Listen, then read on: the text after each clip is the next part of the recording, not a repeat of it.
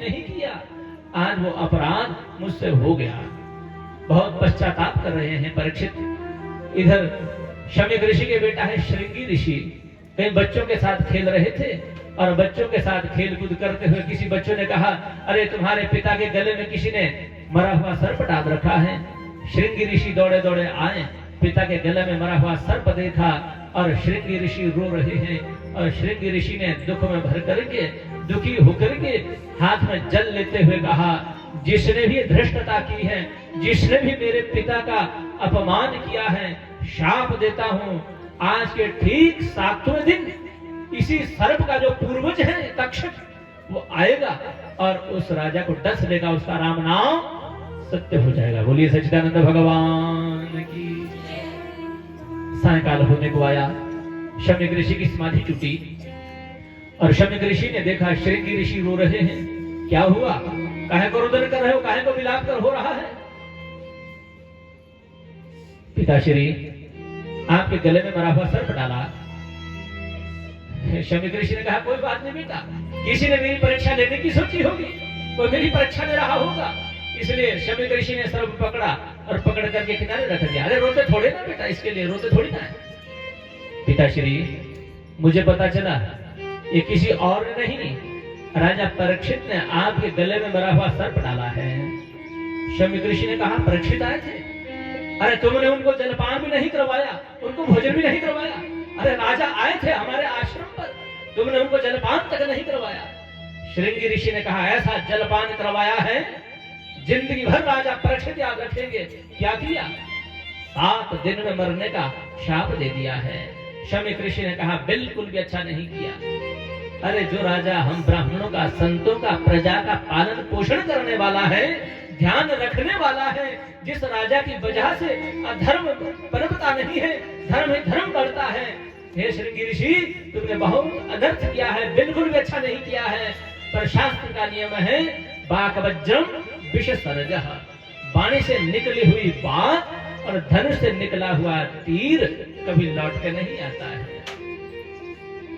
शमीक ने अपने शिष्य, जिसका नाम गौरमुख है, उस गौरमुख से कहा, जाइए राजा परीक्षित से कहना, मेरे नादान बेटा श्रृंगी ऋषि ने तुम्हें 7 दिन में मरने का शाप दे रखा है, हो सके अपनी मुक्ति का उपाय कर लेना। गौरमुख गया, राजा परीक्षित से भेंट हुई। राजा परीक्षित से कहा, राजन, श्रृंगी ऋषि ने तुम्हें 7 दिन में मरने का शाप दिया है। राजा परीक्षित ने कहा, मुझे जो 7 दिन में मरने का शाप दिया है, बिल्कुल भी अच्छा नहीं किया है। अरे जिस शरीर ने किसी महात्मा का अपमान कर दिया, जिस शरीर ने किसी ब्राह्मण का अपमान कर दिया, इस शरीर को तो मैं एक पल भी रखना नहीं चाहता हूँ। पर कोई बात नहीं, जैसे भगवान की इच्छा, मुझे 7 दिन मिले हैं ना।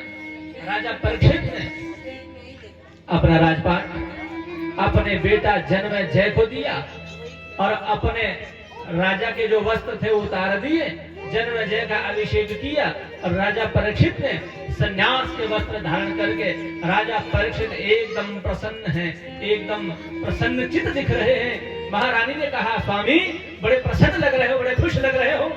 परीक्षित ने कहा, देवी तुम्हें एक बात कहूं, आज के 7 दिन से पहले मेरी मौत हो ही नहीं सकती है, मैं मर ही नहीं सकता हूँ। और संसार का जीव को गारंटी से कह दे, 1 मिनट का भी भरोसा नहीं है, 1 पल का भी भरोसा नहीं है। पर परीक्षित कहते हैं, आज के 7 दिन से पहले मेरी मृत्यु हो ही नहीं सकती है। बोलिए सच्चिदानंद भगवान की।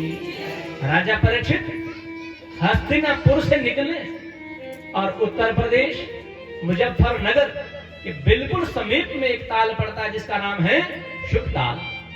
और राजा परीक्षित शुकताल में जाकर के, वट वृक्ष है उसके नीचे बड़े प्रेम से बैठ गए, आंखें बंद की, भगवान का चिंतन किया। और भगवान का चिंतन करते करते थोड़ी देर के बाद आंखें खोल करके देखा तो सामने हजारों संत बैठे हैं। संतों ने कहा, राजन, हमें पता चला है किसी ऋषि बालक ने तुम्हें 7 दिन में मरने का शाप दिया है। परीक्षित ने कहा, मैं इसे शाप कहूं या वरदान? यदि मुझे श्रृंगी ऋषि ने 7 दिन में मरने का शाप ना दिया होता तो मैं एक साथ हजारों संतों का दर्शन न किया होता। इसलिए मैं शाप नहीं वरदान कहता हूँ। और हे ऋषियों, हे संतों, मैंने सुना है कि संतों का क्षण और अन्न का कण कभी व्यर्थ नहीं जाना चाहिए। एक ही प्रश्न करना चाहता हूँ, जिसकी आयु के मात्र अब 7 दिन शेष बचे हैं, उसकी मुक्ति कैसे हो सकती है? बोलिए सच्चिदानंद भगवान की। सभा में बड़े बड़े संत बैठे हैं, सभा में बड़े बड़े विद्वान बैठे हैं, पर कोई भी इस बात का निर्णय नहीं कर पा रहा है। पराशर हैं, वेद व्यास जी बैठे हैं, वशिष्ठ बैठे हैं, बड़े बड़े ऋषि हैं, बड़े बड़े अमलात्मा, बड़े बड़े विद्वान बैठे हैं, बड़े बड़े संत हैं, पर इस बात का निर्णय कोई नहीं कर पा रहा है कि 7 दिन में परीक्षित को कैसे मुक्ति दी जाए। उसी समय सुखदेव जी महाराज वन में समाधिस्थ हैं और राजा इधर सुखदेव जी को लगा कि चलिए परीक्षित की सभा में चलिए, परीक्षित को 7 दिन में मरने का शाप लगा है, इसलिए परीक्षित की सभा में चलिए। सुखदेव जी की समाधि टूटी और सुखदेव जी आ रहे हैं सुखताल की ओर।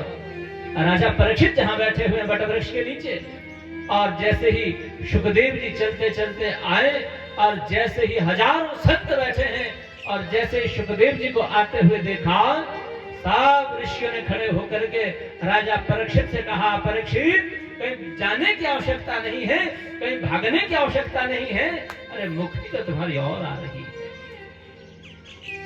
परीक्षित खड़े हुए और बड़े प्रेम से परीक्षित ने सुखदेव जी को आसन दिया, आसन पर बिठाया और स्वयं को चरणों में विराजमान हो गए और बड़े प्रेम से यहाँ पर सुखदेव जी का पूजन कर रहे हैं। बोलिए सच्चिदानंद भगवान की, सदगुरुदेव भगवान की, सुखदेव जी महाराज की।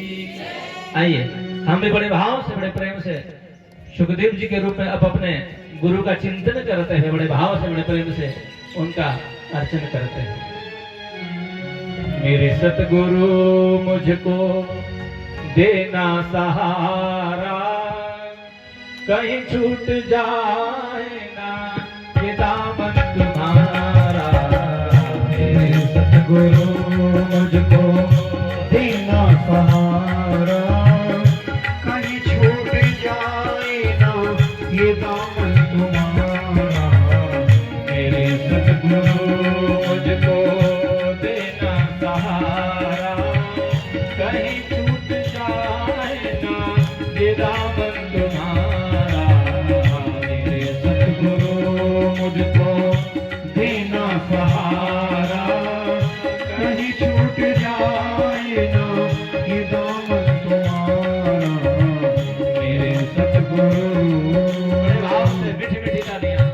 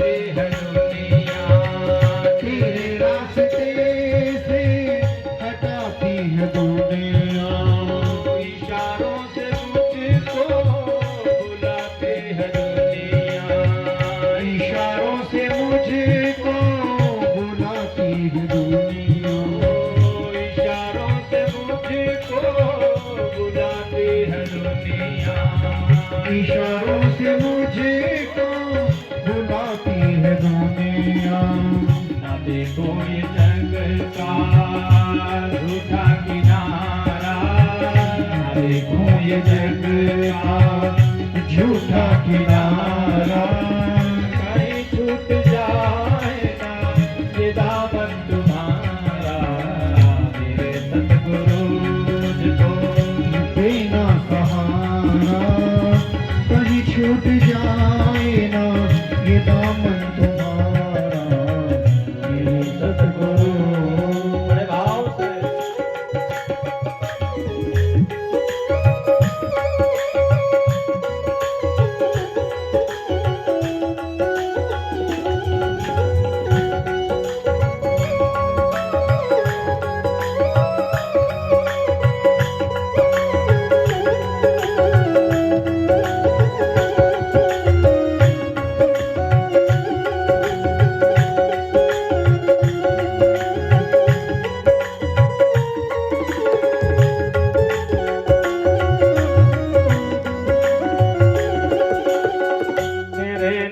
का गान गाता रहूं मैं, तेरे नाम का गान गाता रहूं मैं, तेरे नाम का गान गाता रहूं मैं, तेरे नाम का गान गाता रहूं मैं, सुबह शाम तुमको ध्याता रहूं मैं, सुबह शाम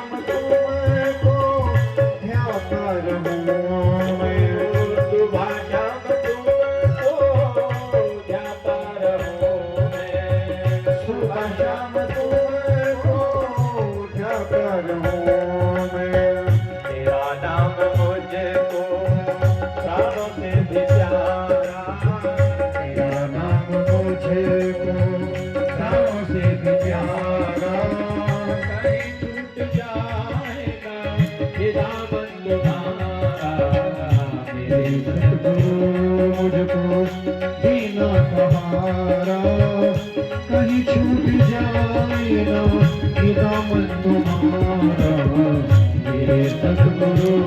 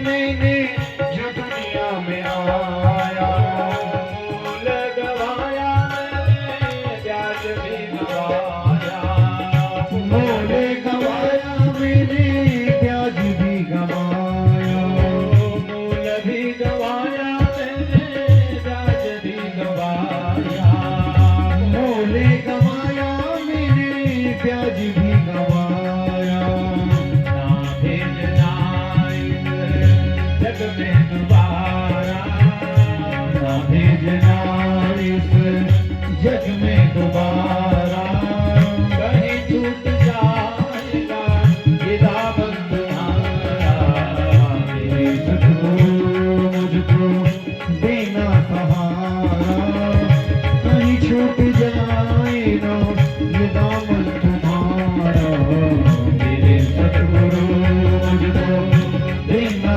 सहारा, कहीं छूट जाए ना ये दामन तुम्हारा, मेरे सतगुरु मुझको देना सहारा, कहीं छूट जाए ना ये दामन तुम्हारा, मेरे सतगुरु। बोलिए सद्गुरुदेव भगवान की। श्रीमद् भागवत महापुराण की जय। लक्ष्मी नारायण भगवान की जय। राजा परीक्षित बड़े प्रेम से सुखदेव जी का पूजन किया और चरणों में प्रणाम करते हुए कहते हैं, गुरुदेव आप जैसे सदगुरु का दर्शन करने मात्र से सभी पाप नष्ट हो जाया करते हैं। और हे गुरुदेव मैंने तो आपके चरणों का स्पर्श भी कर दिया, अब मेरे सभी पाप नष्ट हो चुके हैं। और हे गुरुदेव अब आपसे मात्र एक ही प्रश्न करना चाहता हूं, जिसकी आयु के मात्र 7 ही दिन शेष हैं, जिसकी आयु के कम दिन शेष बचे हुए हैं, उसकी मुक्ति कैसे हो सकती है? बोलिए सदगुरुदेव भगवान की। सुखदेव जी ने इतना सुनना था और सुखदेव जी कहते हैं, राजन तुम्हारा जो प्रश्न है बहुत सुंदर है। वर्यानेशते प्रश्नः कृतो लोकहितो नृपा आत्मविद सम्मतः पुंसां श्रोतव्यादिषु यः परः। हे राजन तुम्हारा जो प्रश्न है समाज की भलाई के लिए, संसार के हित के लिए तुमने बहुत सुंदर प्रश्न कर रखा है राजन। और ध्यान देना सुखदेव जी को ये प्रश्न इतना सुंदर लगा कि सुखदेव जी महाराज यहाँ पर मंगलाचरण करना भूल गए। बोलिए सच्चिदानंद भगवान की। सुखदेव जी को ये प्रश्न इतना अच्छा लगा, जब हम लोग कथा शुरू करते हैं बंधु मंगलाचरण करते हैं उससे थोड़ा सा माहौल बनता है, उससे थोड़ी एनर्जी मिलती है, शक्ति मिलती है। यहाँ सुखदेव जी महाराज मंगलाचरण करना भूल गए और सुखदेव जी कहते हैं, राजन तुम्हारा प्रश्न बहुत सुंदर है। और परीक्षित से कहते हैं, हे राजन मृत्यु भी होती है 7 ही दिन में और जन्म भी होता है 7 ही दिन में, 8वां दिन बन करके नहीं आता है। इन्हें 7 दिनों में जन्म और 7 ही दिनों में मृत्यु भी होती है। रवि, सोम, मंगल, बुध, बृहस्पति, शुक्र और शनि, इन्हीं 7 दिनों में जन्म भी होता है और इन्हीं 7 दिनों में मृत्यु भी होती है। 8वां दिन बनकर के नहीं आता है। पर चिंतन का विषय ये है कि 7 दिनों के मिश्रण से हमें जो आयु प्राप्त है उसमें हम भगवान के लिए कितना समय निकालते हैं। जन्म तो 7 दिन में होगा, मृत्यु भी 7 ही दिन में होगी, पर चिंतन का विषय ये है कि 7 दिनों के मिश्रण से हमें जो आयु प्राप्त है उसमें हम भगवान के लिए कितना समय निकालते हैं, ये चिंतन का विषय है। सतयुग में आयु का प्रमाण है 1 लाख वर्ष। सतयुग में जिस जीव का जन्म होता है बंधु, उस जीव की आयु 1 लाख वर्ष है। और जैसे ही त्रेता आता है मात्र 1 जीरो कम हो जाता है और आयु रह जाती है 10,000 वर्ष। और जैसे ही द्वापर आता है मात्र 1 जीरो और कम हो जाता है, आयु रह जाती है 1000 वर्ष। और जैसे ही कलयुग आता है मात्र 1 जीरो और कम हो जाता है, आयु रह जाती है 100 वर्ष। और बंधु जब घोर कलयुग आएगा 1 जीरो और कम हो जाएगा, आयु रह जाएगी सच्चिदानंद भगवान की। वैसे कलयुग में आयु का प्रमाण है 100 वर्ष। जीता है कोई 100 वर्षों तक? अरे अगर तो कोई 100 वर्ष जी गया तो ऐसा मानते हे भगवान इतनी उम्र पा गया। 100 वर्ष बहुत बड़ी उम्र लगती है बंधु। 10 वर्ष के बच्चे के बाल सफेद हो जाते हैं, कलयुग नहीं तो क्या है। 30 वर्ष का व्यक्ति हार्ट का पेशेंट बन जाता है, कलयुग नहीं तो क्या है। और 40 वर्ष के हो गए तब तो रिजर्वेशन शुरू हो जाता है। 50 वर्ष के हो गए तो अपना बोरी बिस्तर गोल करके रखना चाहिए। 60 के हो गए तब तो अब गए कि तब गए कोई भरोसा नहीं है। बोलिए सच्चिदानंद भगवान की। इसलिए कोई भी 100 वर्षों तक जीता नहीं है। सुखदेव कहते हैं, परीक्षित यदि हम आयु 100 वर्षों की भी मान करके चले, यदि हम आयु 100 वर्ष की भी लेकर के चले, तो सुखदेव कहते हैं, परीक्षित निद्रया धियते नक्तम विवायेन चावयः दिवाचाते हया राजन कुटुंब भरणे नवा।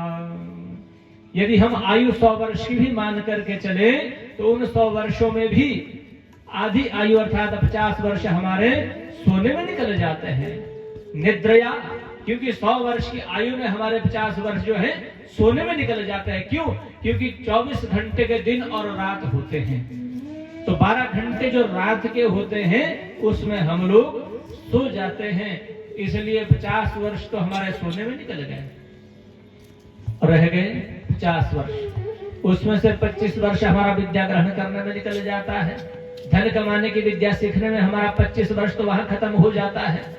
और फिर बेटा जैसे जवान होता है उसका विवाह हो जाता है और उसकी जो डोर है वो श्रीमती जी के हाथ में पकड़ा दी जाती है।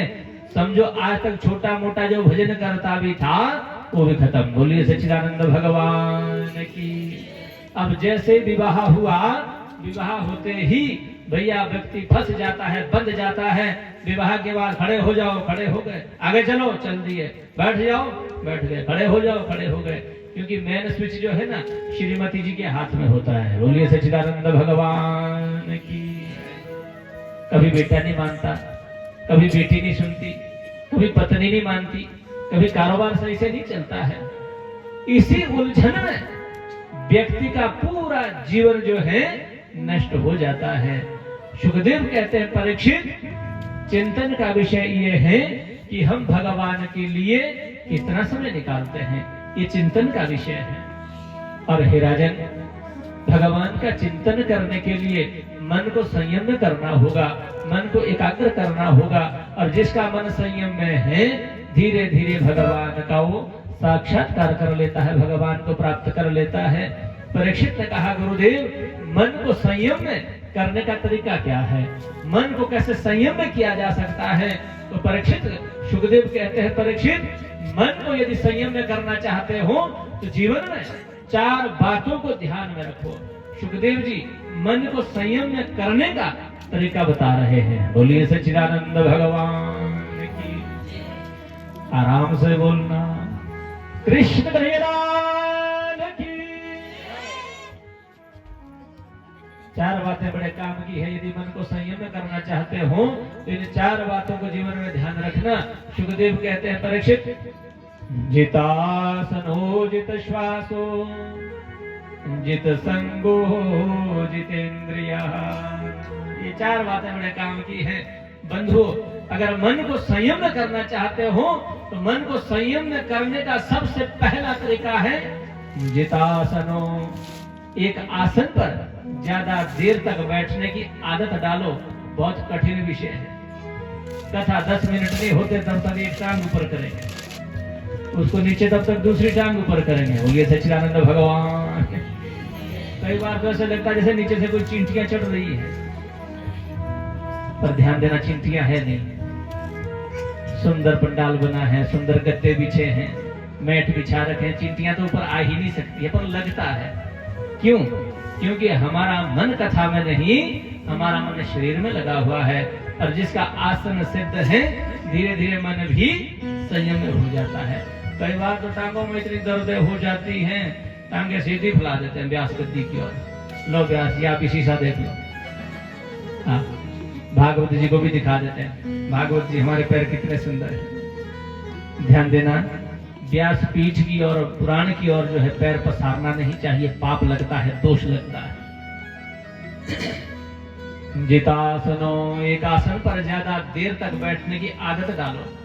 और ये मात्र 2-4 दिन से बात बनने वाली नहीं है, घर में भी बैठने की आदत डालो। लोग कहते हैं ब्राह्मणों के बड़े मजे होते हैं, बढ़िया खाने पीने को दूध घी मिलता है, काजू बादाम खाते हैं, खा खा के लाल हो रहे हैं। ध्यान देना, बैठना बहुत कठिन विषय है। बैठे बैठे आधी वैलिडिटी ऐसे खत्म हो जाती है, आधा जीवन ऐसे खराब हो जाता है। बैठना बहुत कठिन विषय है, पर जिसका आसन सिद्ध हो गया समझो धीरे धीरे मन भी संयम में हो गया। बोलिए सच्चिदानंद भगवान की। सुखदेव जी कहते हैं जितासनो जित श्वासो। आसन पर बैठने की आदत डालो। एक आसन पर जितनी ज्यादा देर तक बैठ सकते हो बैठने की आदत डालनी चाहिए। और दूसरी बात कही, जित श्वासो, सांस पर काबू पाओ। बंधु, एक एक सांस बड़ा कीमती है। और ध्यान देना, कलयुग में आयु का निर्धारण सांसों पर है। दूसरे युगों में ऐसा नहीं है। दूसरे युगों में तो जब तक हड्डियां भी शेष रहेगी तब तक भी जीवित रहेगा, पर कलयुग में ऐसा नहीं। बंधु, कलयुग में आयु का निर्धारण जो है सांसों पर है।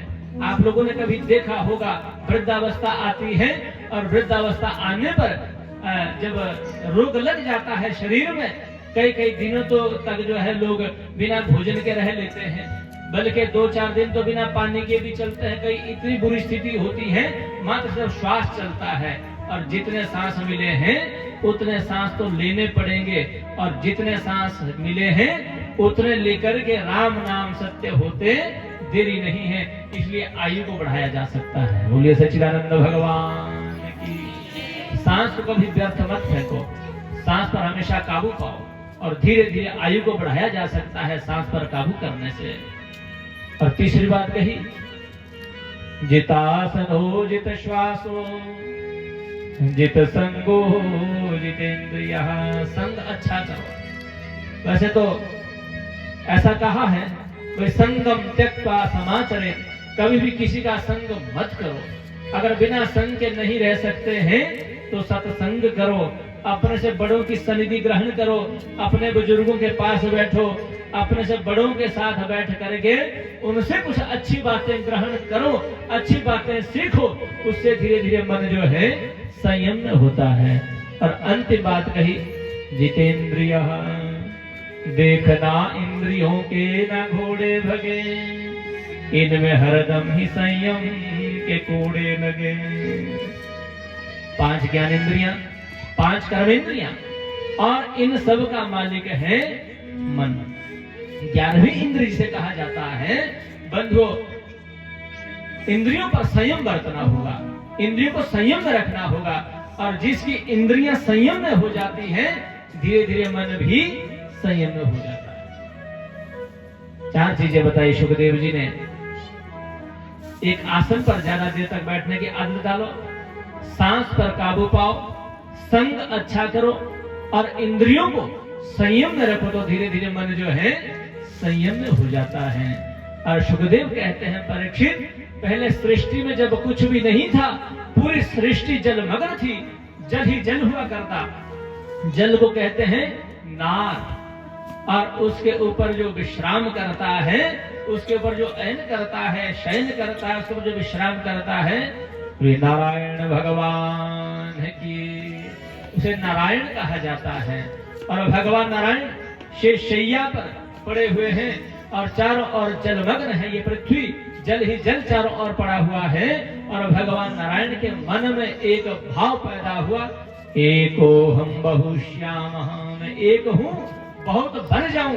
इतना मन में भाव पैदा हुआ ही था कि भगवान नारायण की नाभि से कमल निकला, और वो कमल अनंत आकाश में जाकर के खिल गया, और उसके ऊपर ब्रह्मा जी प्रकट हो गए। और ब्रह्मा जी के चारों तरफ मुख लगे हुए हैं, इसलिए ब्रह्मा जी को चतुरानन भी कहा जाता है। अब भैया हमें इधर देखना है तो इधर मुड़ना पड़ता है, उधर देखना है तो उधर मुड़ना पड़ेगा, इधर देखना है तो इधर मुड़ना पड़ेगा। पर ब्रह्मा जी एक जगह बैठे बैठे कहीं मुड़ने की आवश्यकता नहीं है, सब देख सकते हैं। पर ये ब्रह्मा जी भी नहीं देख सकते कि मैं पैदा हुआ तो कहां से हुआ। इसलिए भगवान ब्रह्मा जी जिस कमल नाल में पुष्प खिला है, उसी कमल नाल में नीचे उतरे, और चलते चलते कई वर्ष व्यतीत हो गए, पता नहीं चला कहां से प्रकट हुए हैं। उसी समय आकाशवाणी हुई, और आकाशवाणी में वर्णमाला का 16वां और 21वां वर्ण सुनाई दिया। बंधुओं, वर्णमाला का 16वां वर्ण है त, और 21वां वर्ण है प। तप करो, तब पता चलेगा कहां से पैदा हुए हो। बोलिए सच्चिदानंद भगवान की। अब ब्रह्मा जी ने बहुत समय तक तपश्चर्या की, तब करते रहे, भगवान का ध्यान धरते रहे, और अंत में भगवान ने आकर के दर्शन दिया। और भगवान ने ब्रह्मा जी से कहा, हे ब्रह्मा, तुम्हें सृष्टि पैदा करनी होगी, सृष्टि की रचना करनी होगी, इसलिए तुम्हारा नाम विधाता होगा। ब्रह्मा जी ने कहा महाराज वो तो ठीक है, मैं सृष्टि तो पैदा करूं, पर मैंने सृष्टि पैदा करने के विषय में पढ़ाई नहीं है।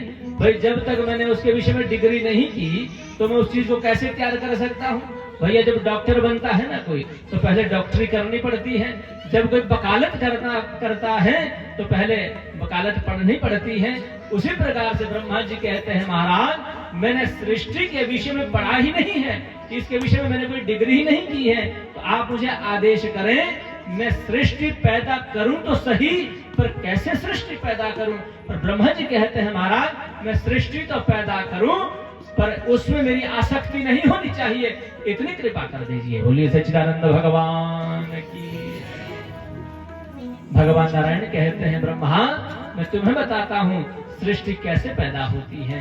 अब यहाँ पर भगवान नारायण ब्रह्मा जी को चतुश्लोकी भागवत का उपदेश दे रहे हैं। और ध्यान देना भागवत जी का सबसे पहला प्रवक्ता भगवान नारायण और सबसे पहला श्रोता है भगवान ब्रह्मा जी महाराज। इसलिए भगवान नारायण कहते हैं हे ब्रह्मा अहमेवा समेवाग्रे नान्यत्यत सत सत परम पश्चादहं यदेतच्च यो वशिष्येत सोऽस्म्यहम्। ये चतुश्लोकी भागवत का पहला श्लोक है। और ध्यान देना जिसने 4 श्लोक समझ लिए पूरी भागवत तो इसमें ही विराजमान है। 4 श्लोक तो बीज है भागवत जी का, और इन्हीं 4 श्लोकों से पूरी भागवत जी प्रकट है। ये पहला जो श्लोक है बंधुओं ये भगवान नारायण की सत्ता का वर्णन है। भगवान कहते हैं जब सृष्टि में कुछ भी नहीं था, सत असत कुछ भी जब सृष्टि में नहीं था तब भी मैं था, और जब सृष्टि चल रही है तब भी मैं चल रहा हूँ, और जब सृष्टि नहीं रहेगी तब भी मैं ही शेष रहूंगा। मतलब जब शरीर नहीं था तब भी मैं था, जब शरीर चल रहा है तो इसमें भी भगवान कहते हैं मैं बैठा हुआ हूँ तब चल रहा है, और जब ये शरीर नहीं रहेगा तभी मैं ही शेष रहूंगा। बोलिए सच्चिदानंद भगवान की। हरिते अर्थम यत् प्रतीक ना प्रतीयेत चात्मनि तद विद्यादात्मनो माया यथा भासो यथा तमः। ये भगवान की माया का श्लोक है। दूसरा श्लोक ये भगवान की माया है। और भगवान कहते हैं वास्तव में जो दिख रहा है, जो असली तत्व है वो प्रकट नहीं होता है, और जो असली तत्व है दिखता नहीं है। ये भगवान की माया है। माया का काम क्या है भैया? जो है उसको, जो असली तत्व है उसको छुपावे, और जो नकली है उसको दिखावे। बोलिए सच्चिदानंद भगवान की। बोले कई बार चक्षु में रोग लगने से, चक्षु में दोष आने से 2-2 चंद्रमा दिखते हैं, पर वास्तव में चंद्रमा 2 नहीं, चंद्रमा एक ही होता है। उसी प्रकार से वो भगवान जो है, हम भगवान जो हमारे अंतःकरण में विराजमान है, पर माया उसे देखने नहीं देती है। बाहर का संसार में दिखता है, और ये सब भगवान की माया है। बोलिए सच्चिदानंद भगवान की। आप लोगों ने टीवी पर फिल्म देखी होगी, या आप लोगों ने सिनेमा हॉल में कभी फिल्म देखी होगी। सिनेमा हॉल में बस पर्दा लगा होता है, और पर्दे पर जो है और जो फिल्मकार है ना, जब वो वहां से अपना जब कैमरा जब ऑन करता है तो पूरी फिल्म उस पर्दे पर दिखनी शुरू हो जाती है। और आप लोगों ने देखा होगा उस पर्दे पर जो है बड़े हीरो, बड़े बड़े धुरंधर आपस में लड़ते हैं, बड़ी तोड़ फोड़ करते हैं। भैया कई बार आग लगा देते हैं, आग लगती है, आग जलती है, त्राही त्राही हो जाती है। कई बार बाढ़ आती है, इतनी बारिश आती है, बाढ़ आती है, बहुत सारा जल बहता है। पर ध्यान देना ये सब माया है। अगर असली आग होती तो पर्दा जल जाता, और अगर वास्तव में पानी होता तो बाढ़ आकर के सब का सब जो है नष्ट हो जाता। ये सब क्या है? यही तो माया है। बोलिए सच्चिदानंद भगवान की। उसी प्रकार से भगवान जो है, भगवान की जो माया है, जो है उसे छुपावे, और जो असली है, जो नकली है उसको दिखाता है। हम संसार को अपना मान करके चलते हैं, जबकि वास्तव में संसार जो है झूठा है, संसार ही माया है, और वास्तव में जो ईश्वर है उसको हम लोग खोज नहीं पाते, देख नहीं पाते हैं। यथा महान्ति भूतानि भूतेषु चावचेष्वनु प्रविष्टान्य प्रविष्टानि तथा तेषु न तेष्वहम्। भगवान कहते हैं भाई जितना भी जगत है, जितना भी विश्व है, जितना जगत प्रपंच है, इन सब में मैं विराजमान रहता हूँ, इन सब में मैं विद्यमान रहता हूँ। इसलिए भगवान का एक नाम है जगदीश। जगत के जो ईश हैं, जगत में जो ईश्वर हैं, उन्हीं का नाम जगदीश है। बोलिए सच्चिदानंद भगवान की। और भगवान कहते हैं भाई इस जगत में रहते हुए तभी जगत की सत्ता है जब इसमें मैं निवास करता हूँ। पर दूसरी तरफ भगवान कहते हैं इसमें रहते हुए मैं इसमें नहीं भी रहता हूँ।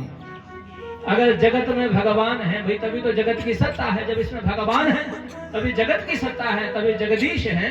और भगवान कहते इसमें रहते हुए मैं नहीं भी रहता हूँ। जैसे अब अगर जगत में भगवान है तो बंधु जगत तो नष्ट हो जाता है, जगत तो नश्वर है, जगत तो नाशवान है। अगर इसमें भगवान है तो भगवान भी नष्ट हो जाते हैं। बोलिए सच्चिदानंद भगवान की।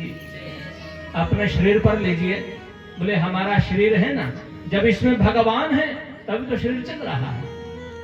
और भगवान कहते इसमें रहते हुए मैं नहीं भी रहता हूँ। अगर शरीर में है तो शरीर तो नाशवान है, शरीर तो नष्ट हो जाता तो भगवान भी नष्ट हो जाते। भगवान कहते हैं इसमें रहते हुए मैं नहीं भी रहता हूँ।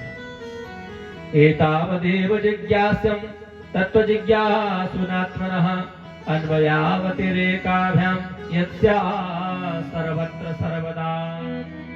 अन्वय और गति रेख के भाव से जो तत्व को जानने वाले हैं, इतना समझ लीजिए हर कण कण में जो है सृष्टि को पैदा करने वाला भी ईश्वर है, कारण भी ईश्वर है, उसका कार्य करने वाला भी ईश्वर है। बोलिए सच्चिदानंद भगवान की। चतुश्लोकी भागवत का उपदेश दिया ब्रह्मा जी को। और भागवत का मतलब होता है भगवता प्रोक्तम, जो भगवान ने स्वयं कहा है उसे भागवत कहा जाता है। और दूसरी बात, जो भगवान का प्रिय है उसे भी भागवत कहा जाता है। और ध्यान देना हमारे यहाँ 12 भागवत हैं जो भगवान के प्रिय हैं, 12 भागवत कहे गए हैं। शंभुर्नारदः शंभु कुमारः कपिलो मनु प्रहलादो जनको भीष्मो बलिर्वयासकिर्वयम्। ये 12 भागवत कहे गए हैं। और भगवान का जो प्रिय है उसे भी भागवत कहा जाता है, और जो भगवान ने स्वयं कहा है उसे भी भागवत कहते हैं। बोलिए सच्चिदानंद भगवान की। तो सबसे पहले भगवान मिलते किसको हैं? बोले जो कम से कम दिन में 5 बार नहाता होगा उसको भगवान मिलते होंगे। तो बोले भील तो सर्दी के 5-6 महीना में नहाते ही नहीं थे, और उनको भगवान मिले ही नहीं। भगवान ने इनको अपने गले में लगाया। अच्छा ठीक है, भगवान नाना धोना नहीं देखते होंगे, उम्र देखते होंगे, आयु देखते होंगे, वही कम से कम 80 वर्ष से ऊपर होना चाहिए तब भगवान दर्शन देते होंगे। बंधु ध्रुव की कितनी उम्र थी? मात्र 5 वर्ष के ध्रुव ने भगवान को प्राप्त कर दिया। अच्छा उम्र नहीं देखते होंगे तो भाई एजुकेशन देखते होंगे। तो गजराज कौन सा पढ़ा लिखा था? उसको भगवान ने जाकर के दर्शन नहीं दिया, अपने धाम तक ले गए भगवान उसको। अच्छा फिर एजुकेशन नहीं देखते होंगे, जाति बरादरी देखते होंगे। कहा जाति विदुरस्य, विदुर की कौन सी जाति थी? और भगवान ने विदुर को दर्शन ही नहीं दिया, विदुर के घर में तो छिलके तक का भोग लगा दिया। बोलिए सच्चिदानंद भगवान की।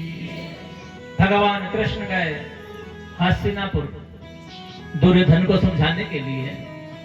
दुर्योधन को समझाने का बहुत प्रयास किया, दुर्योधन नहीं माना। और बड़ी भारी भीड़ लगी हुई है, हजारों की भीड़ में विदुर जी महाराज पीछे दूर सबसे अंत में जाकर के विदुर जी महाराज उसी भीड़ में उछल उछल करके भगवान कृष्ण का दर्शन करना चाहते हैं। दुर्योधन नहीं माना, और दुर्योधन ने अनेक प्रकार के पकवान तैयार किए। और दुर्योधन ने कहा अब भोजन करिए, कृष्ण भोजन तैयार है, भोजन कर लीजिए। भगवान कृष्ण कहते हैं आज उन्हें विदुर को वचन दिया है, आज के दिन का भोजन तो विदुर के घर में होगा। और विदुर जी भीड़ में दूर से उछल उछल करके देखते हैं एक बार दर्शन तो हो जाए। इतना कृष्ण ने कहना था, विदुर जी के कानों तक आवाज पहुंची और विदुर जी भागे भागे दौड़े दौड़े गए। विदुरानी से कहा, देवी प्रभु आने वाले हैं, घर में कुछ है बना हुआ, घर में कुछ भगवान को देने के लिए है। विदुरानी ने कहा, स्वामी घर में तो कुछ बना नहीं है, घर में कुछ पड़ा हुआ नहीं है। विदुर जी ने कहा, देवी स्नान से निवृत्त होइए, जल्दी भगवान आने वाले हैं, मैं कहीं से शाक भाजी लाता हूँ। विदुर जी गए शाक भाजी लाने के लिए, अभी लौट के आए भी नहीं थे, तब तक भगवान पधार गए। और विदुरानी भाव विभोर होकर के इतना आनंदित हो गई विदुरानी भगवान को देख करके। भगवान को बैठने के लिए जो पटरा दिया, आसन दिया, उल्टा दे दिया और भगवान बड़े प्रेम से उल्टे आसन पर बैठे हैं। घर में कुछ केले पड़े हुए थे, विदुरानी आनंदित होकर के भाव विभोर होकर के भगवान को बड़े प्रेम से भोग लगा रही है। और भोग लगाते हुए केले की फलियां छिल करके और जो फली है अपने हाथ में रख देती और छिलके भगवान को दे देती। भगवान बड़े प्रेम से छिलके का भोग लगा रहे हैं। विदुर जी आए, देखा फलियां तो सब पीछे पड़ी हैं और छिलके भगवान को दे रही है। विदुरानी, अरे देवी क्या कर रही हो? ध्यान देना, वास्तव में महत्व हमारी वस्तु का नहीं है, महत्व हमारे संपदा का नहीं है, वास्तव में महत्व हमारे वैभव का नहीं है, हमारी सुंदरता का महत्व नहीं है। महत्व है तो भाव का है। यदि भाव शुद्ध है, भाव निर्मल है, तो भगवान रूखा सूखा भी दे दीजिए, भगवान प्रसन्न हो जाते हैं। और यदि भाव नहीं है, आप बड़े बड़े अनेक प्रकार के पकवान खिला दीजिए, भगवान ग्रहण नहीं करते हैं। यही विदुर जी महाराज, भगवान बहुत प्रेम करते हैं विदुर से। एक दिन विदुर जी कहीं भ्रमण करते करते कहीं उद्धव से भेंट हुई।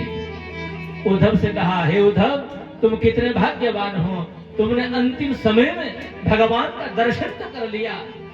उद्धव कहते हैं, विदुर भाग्यवान मैं नहीं, अरे भाग्यवान तो आप हैं।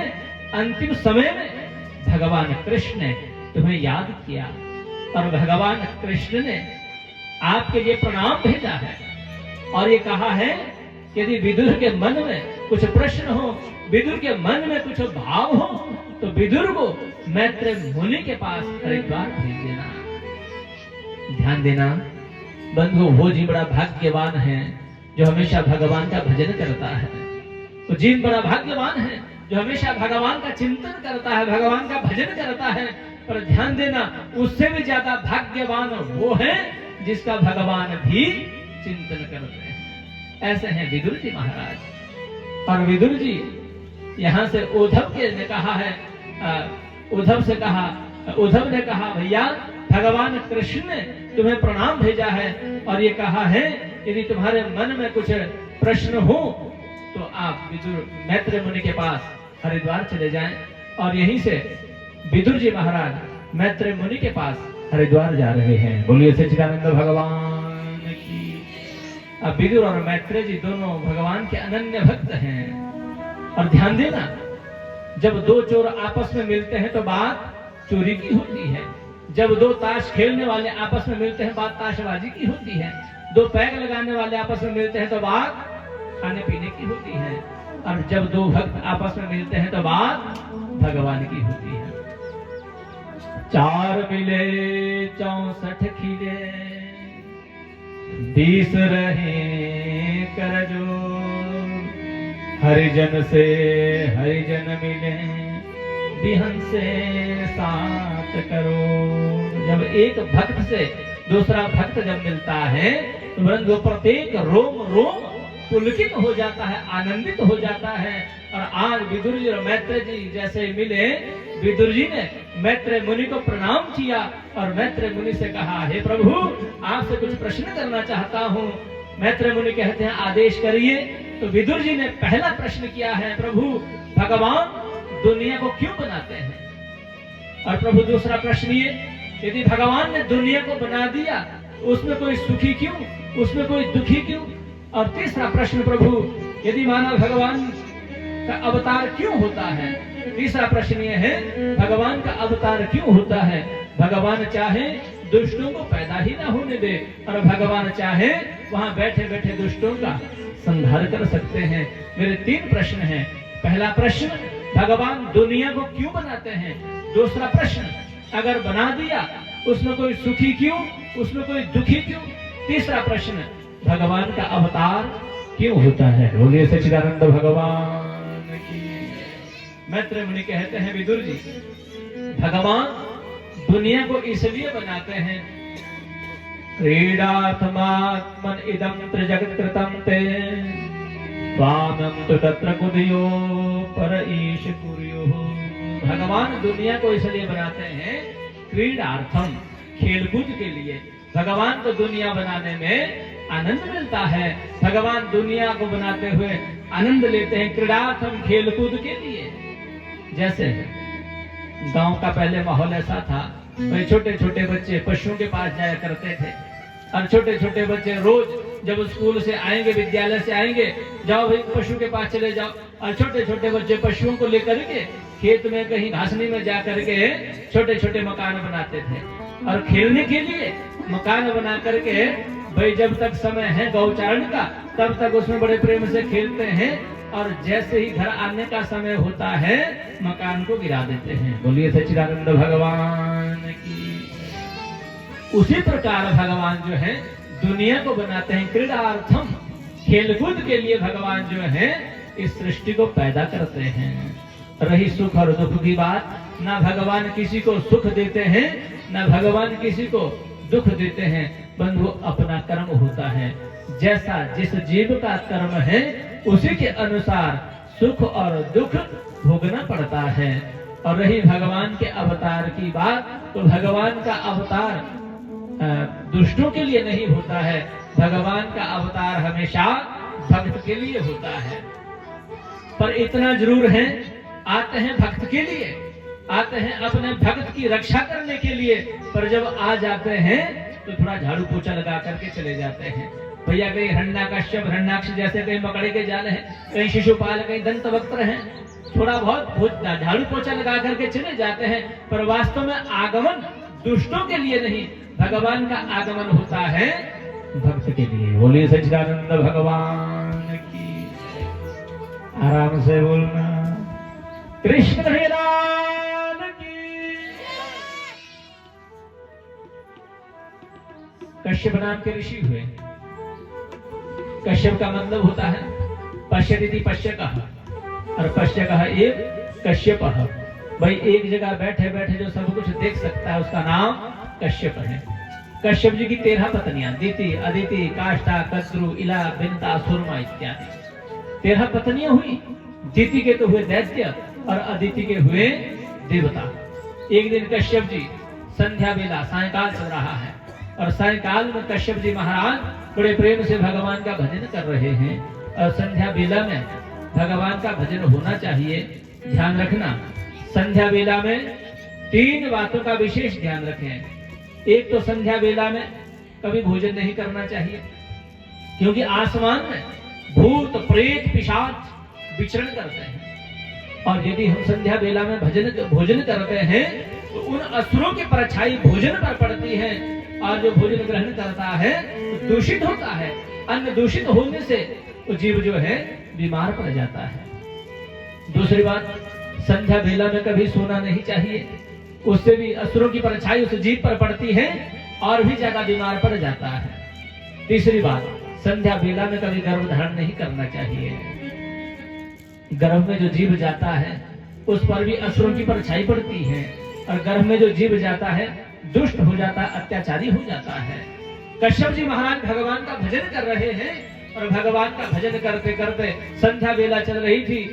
दिति आज आई संध्या बेला में, और बड़े भाव से, बड़े प्रेम से कश्यप जी की सेवा कर रही है, चरण दबा रही है, बदन सहला रही है।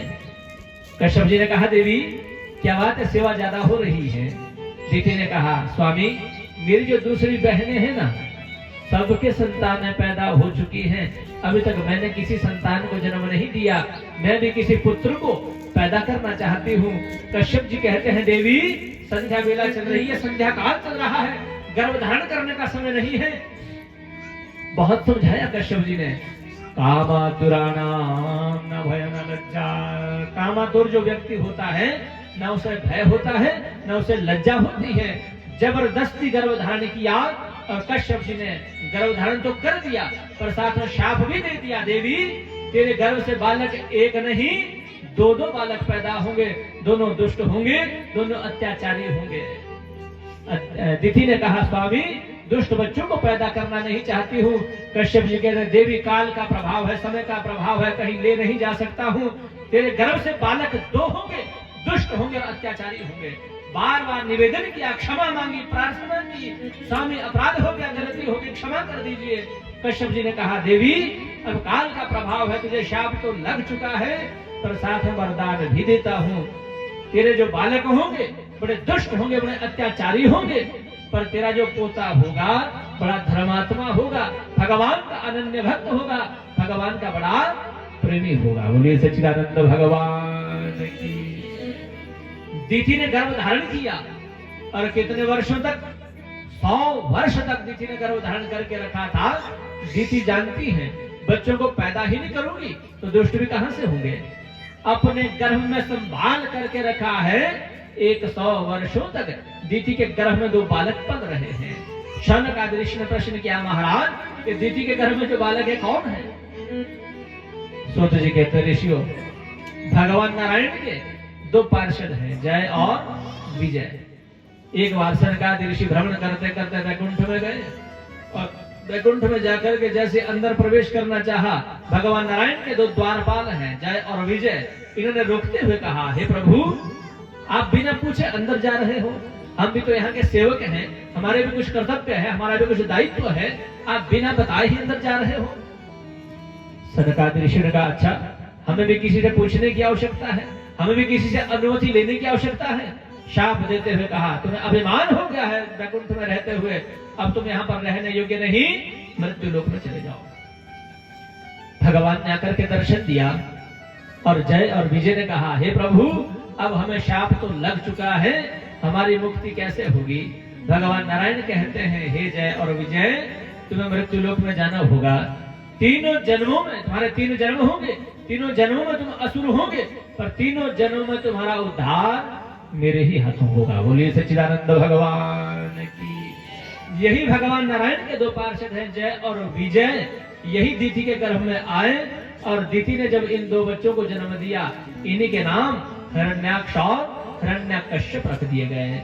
और जैसे ही पैदा हुए धीरे धीरे बलवान हो रहे, बड़े पराक्रमी हो रहे हैं और धीरे धीरे बलवान होकर के इन हिरण्याक्ष हिरण्यकश्यप ने देवताओं की नाक में दम कर दिया और सब देवता भी त्राही करके भागते हैं। यहाँ तक हिरण्याक्ष पृथ्वी को रसातल में ले गया और इधर सब देवता त्राही करके भटकते हैं, त्राही करके भागते हैं। एक दिन सब देवताओं ने भगवान ब्रह्मा जी की शरण ग्रहण की। ब्रह्मा जी से कहा महाराज इन असुरों ने बहुत दुखी कर रखा है। ब्रह्मा जी ने कहा भैया इसका उपाय कुछ नहीं हो सकता। भगवान नारायण का ध्यान किया और ब्रह्मा जी ने भगवान नारायण का ध्यान करते करते ब्रह्मा जी को एक छींक आई और देखते देखते एक शुक्र प्रकट हो गया और एकदम विशाल काय हो गया। वराह भगवान की। वराह भगवान प्रकट हुए और वराह भगवान ने जैसे विशाल काय होकर के जैसे अपने शरीर को जैसे झाड़ा, भगवान वराह के जो रोम, भगवान वराह के जो बाल नीचे गिरे इससे कुशा पैदा हो गई। जो हम यज्ञ में कुशा प्रयोग करते हैं ये वराह भगवान के ही रोम है। बोलिए सच्चिदानंद भगवान की। और यहीं से वराह भगवान नीचे उतरे, पृथ्वी को कुरेद करके नीचे उतरते, नीचे जाते जाते पृथ्वी को लाने के लिए रसातल में जा रहे हैं वराह भगवान। और वराह भगवान ने अपनी दाढ़ों पर पृथ्वी को उठाया और पृथ्वी को लेकर के आ रहे हैं। उधर आसमान में कहीं हिरण्याक्ष विचरण कर रहा था और विचरण करते करते सामने से कहीं नारद जी दिखे और हिरण्याक्ष ने नारद से कहा हे भैया जरा पास में आना। और जैसे नारद जी पास में आए हिरण्याक्ष बोला खाली बीना बजाना जानता है या थोड़ा लड़ना झगड़ना भी जानता है? नारद जी बोले श्री कृष्ण गोविंद हरे मुरारे हे नाथ नारायण वासुदेवा। बाबा मुझे तो बीना बजानी आती है, लड़ना झगड़ना तो आता ही नहीं है। हिरण्याक्ष बोला ना ना आज तेरे को मेरे साथ पहलवानी करनी होगी। नारद जी बोले क्यों? हिरण्याक्ष बोला मेरी बाजू में खुजली हो रही है। नारद जी बोले मेरे को लड़ना झगड़ना तो आता नहीं, लड़ाना झगड़ाना बढ़िया से आता है। तेरे को मैं पहलवान का नाम बताऊं? बोले बता। यहां से नीचे उतर जा। नीचे से कोई सूकर पृथ्वी को लेकर के आ रहा होगा, उसके साथ पहलवानी करना, उसके साथ कुश्ती करना। भगवान ने चाहा तेरी बाजुओं की जो खुजली है ना, जिंदगी भर के लिए खत्म हो जाएगी, दोबारा कभी खुजली होगी नहीं।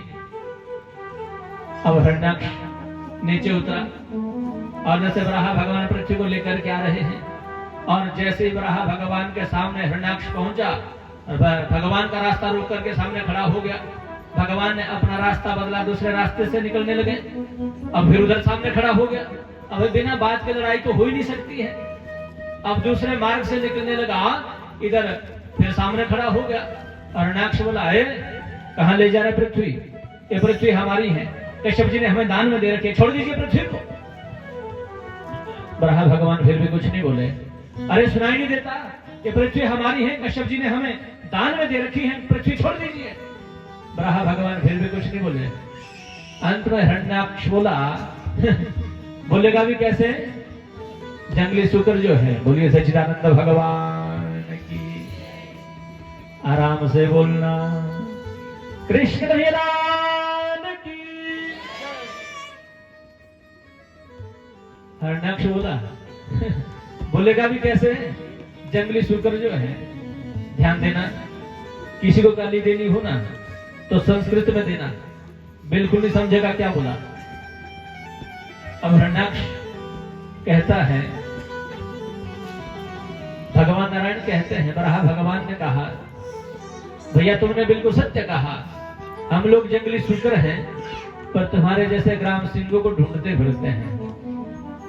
सत्यम वयम भो वन गोचरा मृगा युष्मद् विधान मृगये ग्राम सिंहा न मृत्युपाशे प्रतिमुक्तस्य वीरा विकथनम तव गृह्णन्त्य भद्रा। तुमने बिल्कुल सत्य कहा है, सत्यम वयम भो वन गोचरा मृगा। तुमने बिल्कुल सत्य कहा है, हम लोग जंगली शुकर हैं, पर तुम्हारे जैसे ग्राम सिंहों को ढूंढते फिरते हैं। बोलिए सच्चिदानंद भगवान की। अब किसी व्यक्ति को बोला जाए भैया आप तो ग्राम सिंह हैं, बोलेगा मैं गांव का कोई बहुत बड़ा व्यक्ति हूँ। पर हिरण्याक्ष संस्कृत जानता था, इसलिए हिरण्याक्ष बोला ओए मेरे को ग्राम सिंह बोलता है, मेरे को कुत्ता बोलता है। और दोनों का आपस में झगड़ा शुरू हो गया, दोनों का आपस में विवाद हो गया। और युद्ध करते करते, लड़ाई झगड़ा करते करते नारायण भगवान ने, वराह भगवान ने एक ऐसा तमाचा मारा कि हिरण्याक्ष का राम नाम सत्य हो गया। बोलिए सच्चिदानंद भगवान की। और भगवान पृथ्वी को लेकर के आ रहे हैं। और ध्यान देना, ऐसा वर्णन मिलता है कि एक बार पृथ्वी को भी अभिमान हुआ। किस बात का? वे देखिए, जब मैं रसातल में गई हुई थी तो भगवान को कौन सा रूप बनाना पड़ा, भगवान को कौन सा रूप धारण करना पड़ा। भगवान कहते हैं मुझे अभिमान बिल्कुल भी अच्छा नहीं लगता है। बंधु, किसी को रूप का अभिमान, किसी को ज्ञान का अभिमान, किसी को धन का अभिमान, किसी को बल का अभिमान। भगवान कहते हैं बल अभिमान मुझे बिल्कुल भी अच्छा नहीं लगता। बोलिए सच्चिदानंद भगवान की। पर भगवान सोच रहे हैं मैंने हिरण्याक्ष का अभिमान तो खत्म कर दिया था, अब पृथ्वी का अभिमान कैसे चूर किया जाए। तो जैसे ही भगवान पृथ्वी को लेकर के आ रहे हैं, भगवान ने एक और लीला करते हुए पृथ्वी का अभिमान चूर करने के लिए वृंदावन का दर्शन करवाया।